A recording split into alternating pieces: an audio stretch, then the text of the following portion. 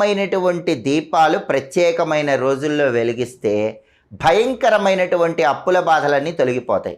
అప్పుల విషవలయంలో కొట్టుమిట్టాడుతున్న వాళ్ళు ఏదో ఒక రకంగా డబ్బులు కలిసి వచ్చి ఆ అప్పుల విషవలయం నుంచి బయటపడాలంటే ప్రత్యేకమైన రోజుల్లో ప్రత్యేకమైన దీపాలు వెలిగించాలని పరిహార శాస్త్రంలో చెప్పారు. ఎంత పెద్ద రుణ బాధలు ఉన్నా సరే అవన్నీ పోగొట్టే శక్తి కందిపప్పు దీపానికి ఉంటుంది. ఎవరైతే కందిపప్పు దీపాన్ని 9 మంగళవారాలు గృహంలో వెలిగిస్తారో వాళ్ళకి 9 మంగళవారాలు పూర్తయిన తర్వాత అతి త్వరలోనే ధనం చేతికొచ్చి పెద్ద పెద్ద అప్పుల సమస్యల నుంచి సులభంగా బయటపడవచ్చు. మరి ఈ కందిపప్పు దీపాన్ని మంగళవారం రోజు ఎలా వెలిగించాలి?